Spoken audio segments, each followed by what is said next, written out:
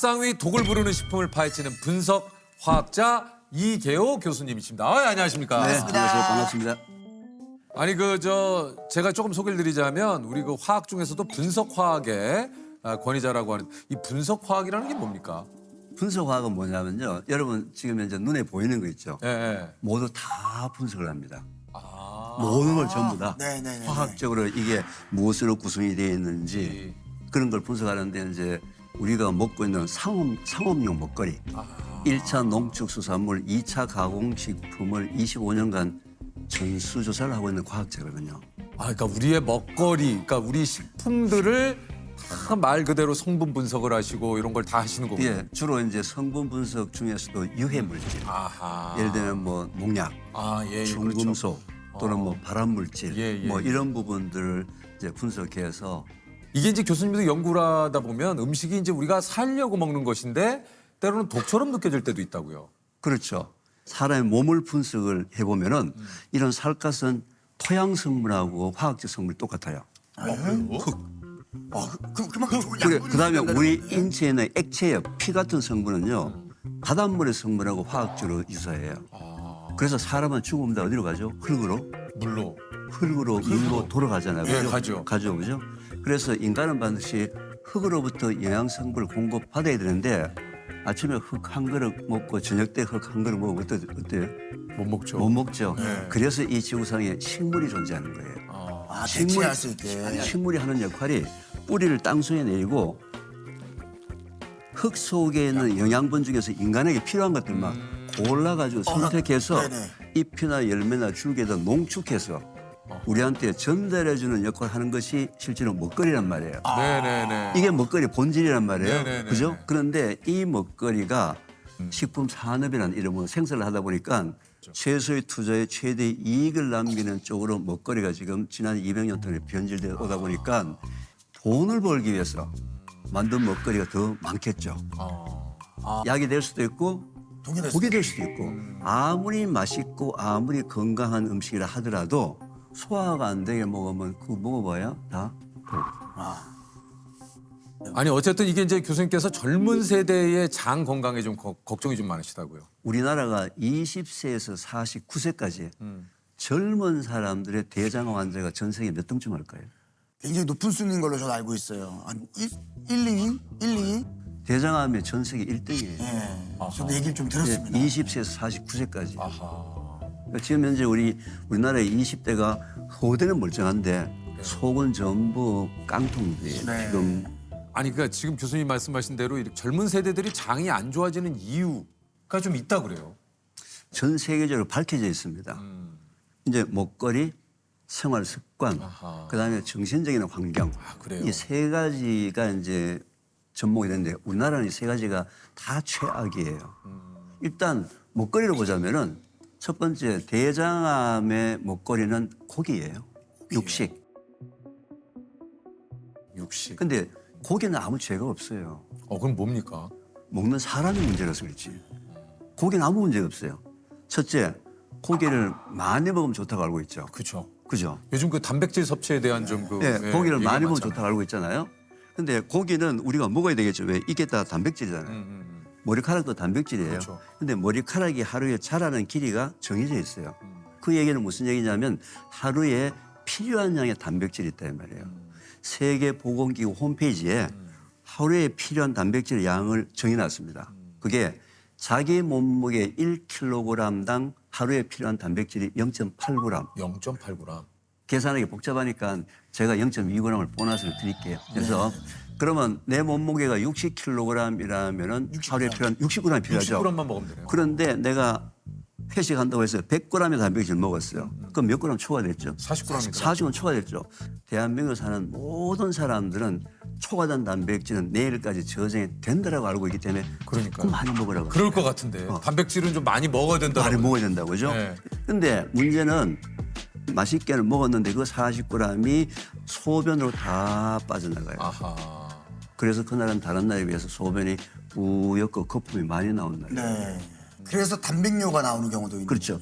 그런데 일단 한국 사람들은 고기를 보면 눈빛이 바뀌어요. 그래서 그냥 일단 회식에는 고기가 있어야 된다 이게 이제 좀. 예, 그래서 고기를 먹지 말자가 아니고 있기도 전에 먹죠 뭐. 고기를 먹지 말자가 아니고 조금씩 나누어서 매일매일 먹으면 아무 문제가 없는 이 고기를 한꺼번에 앉아서 너무 많이 먹어요. 밥이나 떡이나 국수나 빵을 먹으면은 보통 위에서 2시간 정도 머물러요. 근데 고기는 소화 속도가 느려요. 3시간, 4시간 걸리거든요. 그래서 옛날에 어르신들이 고기 먹으라 그러면서 고기 좀 먹어봐라 든든하다 이렇게 얘기를 해요. 근데 고기가 좋아서 든든한 게 아니고 소화가 안 돼가지고 든든한 거거든요. 자기 직전에 고기 먹고 또 내일 아침 일찍 출근해야 된다고 12시에 침대에 가서 코 드르릉 골고 자면서 장한테는 야근을 시킨 거예요. 너는 들어간 고기 소화시켜놓고 자거라. 여러분 주무시는 동안에 장은 계속 새벽 2시, 3시까지 일을 합니다.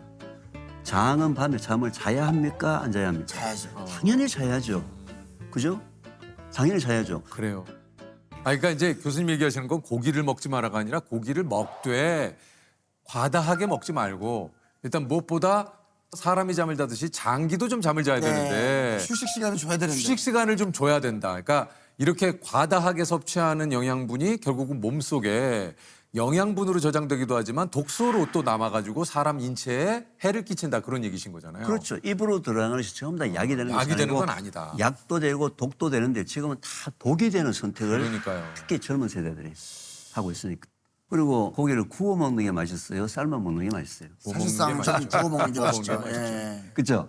구워 먹는 게 맛있잖아요. 그죠? 그러니까 당연하죠. 근데 고기가 조금이라도 타잖아요. 검게 탄 부분을 끊어서 저희 연구실에 가서 분석을 해보면 벤조피렌이라는 1군 발암물질이에요.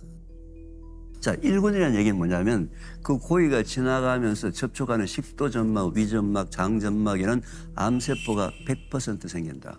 100%예요. 100%. 아, 그런데 검은 고기 많이 먹었잖아요. 근데 암으로부터 자유스럽다. 이건 1960년대에 나온 이론인데 건강한 사람도 매일매일 몸속에 암세포가 생겨요. 왜냐하면 그 얘기 들은 적 있어요. 왜냐하면 입과 코로 들어가는 음식, 공기, 물 중에서 바람인대를 피해서 살 수 있는 방법이 그러니까요. 없어요. 근데 다 암 환자가 안 되는 이유가 면역력이 정상을 유지하고 있으면 면역세포가 암세포를 100% 제거해요. 자, 내가 면역력이 좀 돼 있는 상태에서 검은 고기를 먹은 사람은 괜찮은데 면역력이 떨어졌을 때 먹었던 그 검은 고기가 10년, 20년 뒤에 운명을 바꾸는 거예요. 아니 이게 참 아니 그래서 이게 이제 그 교수님께서 이 좀 얘기를 하신 게 있어요. 필요한 양만큼 먹고 충분한 수분을 섭취하고 찬 음료 먹지 말고 장내 유익균을 좀 늘려라. 찬 것도 먹지 마요, 교수님. 찬 것도 먹지 말아가 아니고 이제 예를 들면 이런 거예요. 우리 몸에 정상적으로 작동이 되려면 항상 36.5도가 되어야지만 몸이 정상적으로 작동이 된다는 거예요. 네, 네. 이제 예를 들면 이런 거예요. 자, 추운 겨울날 이제 화장실에 가서 소변을 봤잖아요. 그래요. 소변 보고 나면 어떻게 되죠? 부르르 떨리죠. 떨죠. 왜 떨는지 아세요? 자, 우리 몸에서 뜨거운 소변이 밖으로 빠져나갔죠. 그럼 몸의 체온이 떨어졌죠. 떨어지게 되면 문제가 생기는데 우리 몸의 체온을 올릴 수 있는 유일한 방법이 운동이에요. 근데 몸이 지가 알아서 운동을 하는 거예요. 순간적으로 온도를 올리려고. 몸이 이렇게 여러분들을 위해서 고생을 하고 있는데 이 추운 날 벌벌 떨면서 아이스 아메리카노를 먹는 유일한 나라. 이게 대한민국이에요.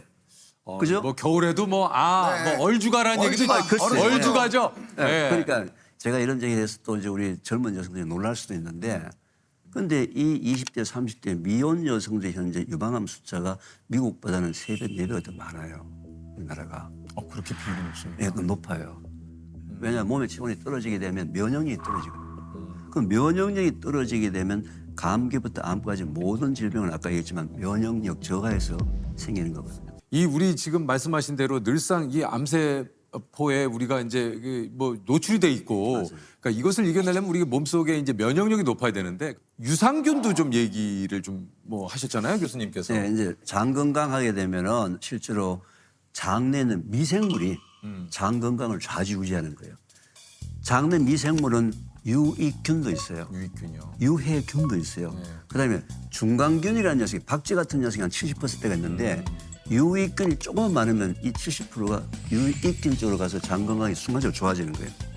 그 유해균이 조금만 많으면 이 중간균 70%가 또 유해균 쪽으로 가서 장 건강이 나빠져요. 그럼 장 건강에 내가 지금 좋은지 안 좋은지 개인이 어떻게 판단하냐면 첫째, 변비나 설사가 너무 심하다.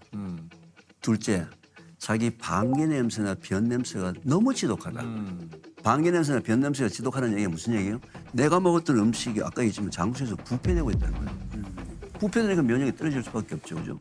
이제 이런 부분인데 유익균을 증가시키는 방법 중에 하나가 바깥에서 유익균을 넣어주면 되잖아요. 그렇죠. 그래서 이제 우리가 유산균, 그렇죠, 그렇죠. 프로바이오틱스를 많이 먹잖아요. 맞아요. 그러면 끓여도 죽지 않고 냉동해도 죽지 않고 살아있는 균이 어디냐? 그게 바로 우리나라 전통 발효 음식 속에 있는 채소를 발효시킨 김치, 콩을 발효시킨 청국장, 된장, 전통 발효식품이구나. 그래서 더 중요한 게 물이에요. 물이요. 아까 이제 물 얘기하다 말이에요. 우리 몸의 70%가 물이에요. 이점 예. 물덩어리예요. 예, 예. 네, 저는 이제 70kg 정도 나가니까 그럼 49kg. 49kg가 물이에요. 출렁출렁 물이에요, 전부. 그런데 내 의지에 관계없이 호흡, 땀, 소변, 대변을 통해서 물이 밖으로 빠져나가거든요. 그럼 빠져나가는 양만큼의 물을 먹는 것은 인간이 지켜야 될 가장 기본적인 상식인데 네. 이걸 안 지키는 거야. 왜? 바쁘다고. 물맛 없다고. 빠져나가는 양만큼의 물을 보충해 주지 않으면 혈액이 끈적끈적해지겠죠.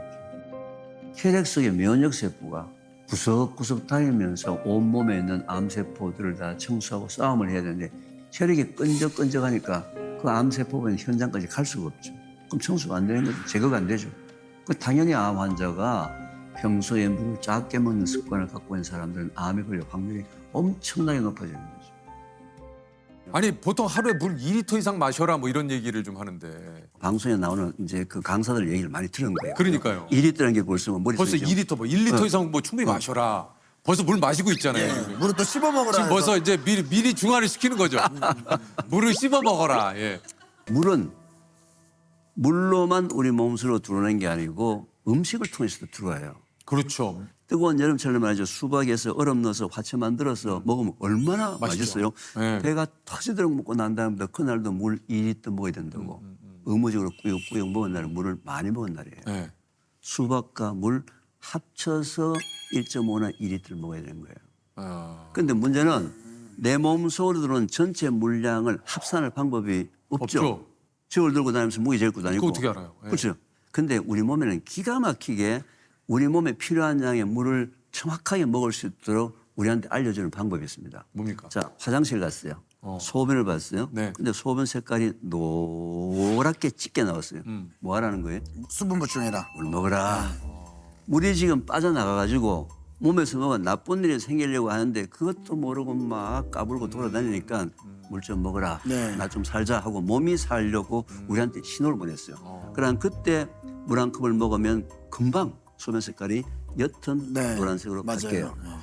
근데 마라톤 현장에서 마라토너들이 물을 많이 먹잖아요. 많이 먹죠. 그래서 거기서 심장마비했던 사람들 선수가 많이 나타난 거예요, 초기에. 그래서 병원에서 사인 규명을 해보니까 저나트륨 혈증에 의한 심장마비사. 저나트륨. 예, 우리 혈액 속에는 나트륨과 칼륨이라는 두 개의 미네랄이 있는데 이 두 개의 미네랄은 우리 몸에서 전기를 발생시켜요. 네. 근데 갑자기 물량이 많이 들어오면서 희석되니까요. 전기 발생력이 작아지면서 물을 많이 먹는 사람들은 힘이 없어져요.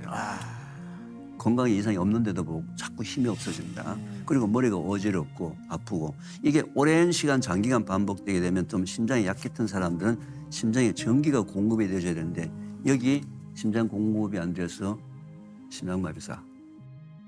건강에 이상이 없는데 밤에 주무시다가 돌연사신다. 이런 분들도 저나트륨 혈증에 의한 심장마비사가 굉장히 많이 있어요. 그런데 왜 이런 일이 벌어졌냐면은 자, 저염식이 건강식이라고 얘기하게 된 이유가 우리나라의 전통 발효 음식인 장류하고 김치류가 너무 짜요. 짜죠. 고염식이에요. 그래서 우리 정부에서 정책적으로 지난 10여 년 동안에 저염식을 먹자, 소금을 적게 먹자고 굉장히 홍보를 많이 했거든요. 맞아요. 그걸 하다 보니까 사람들이 오해를 합니다. 어떤 오해? 아, 저염식이 건강식이구나. 그렇죠. 아니에요.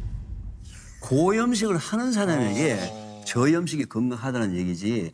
우리 몸에는 아까 물이 그냥 물이 아니고 0.9%의 소금물이에요. 아까 얘기한 대로 물을 마시는 건 좋으나 지나치게 많이 먹는 것이 꼭 건강에 좋은 것만은 아니다.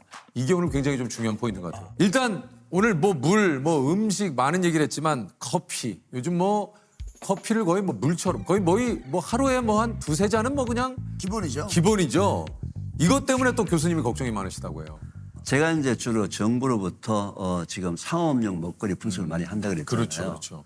어느 해에 정부에서 저에게 시중에 유통되고 있는 상업용 커피의 발암물질을 분석하라고 3년간 이제 연구 용역을 받아가지고 이제 했는데 그 연구를 하고 난 다음에는 그 다음에 커피나 시중에 판매되는 청국장을 나는 못 먹겠더라고요. 왜요? 아니 발암물질의 숫자를 내가 내 눈으로 봤으니까. 직접 연구를 해서 연구를 해서 보셨으니까. 커피에도 담배처럼 암 발생 위험을 알리는 경고문을 붙이라고 미국 법원이 판결했습니다. 커피를 볶는 과정에서 나오는 발암 물질을 경고하라는 겁니다. 커피를 볶는 과정에서 생기는 아크릴 아마이드가 법령에 규정된 발암 물질인 만큼 물론 그렇다 해가지고 우리가 먹는 상업용 커피에 다 문제가 있다 이건 아니에요. 그건 아닙니다. 네, 그건 예, 아닙니다. 오해 그건 오해하시면 안 없으시기 됩니다. 바랍니다. 문제는 커피 속에 제가 분석했던 그 발암 물질이 커피에만 있는 것이 아니고요. 더 많이 들어있는 것이 감자튀김이에요. 감자튀김. 감자튀김. 그리고 시리얼. 아 그래요? 시리얼.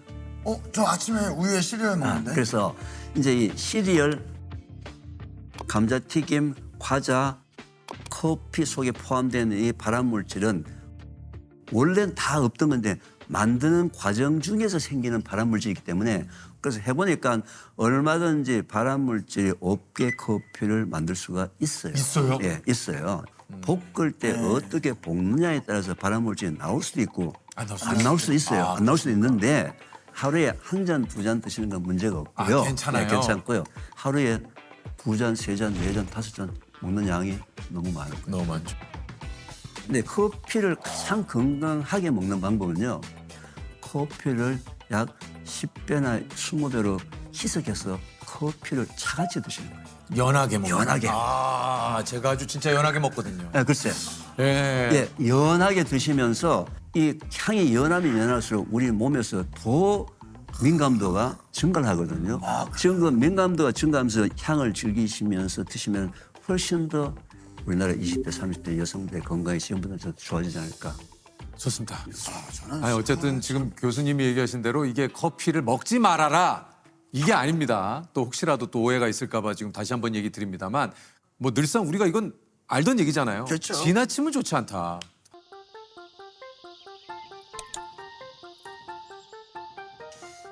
이 식단이 매일 제가 아침에 먹는 식단입니다. 제일 중요한 것은 아무래도 컬러 푸드. 7가지 색깔을 갖고 있는 다양한 종류의 컬러 푸드. 근데 이 컬러 푸드를 먹을 때 생들기름을 드레싱 형태로 뿌려서 먹습니다. 그 다음에 이 단백질의 공급원으로서는 이제 뭐 여러분 흔히 잘 먹는 삶은 계란, 그리고 우리나라 토종균주를 발효한 생발효콩. 단백질의 공급원이면서 우리나라 토종균주가 포함되어 있기 때문에 유익균의 숫자를 늘리는 데는 아주 엄청난 역할을 하거든요. 우리가 흔히 알고 있는 뿌리식품. 뿌리식품 하게 되면은 우엉, 도라지, 더덕, 양파 같은 이런 것들이 또 장내 미생물의 먹이가 되기 때문에 식초를 좀 절여가지고 먹는.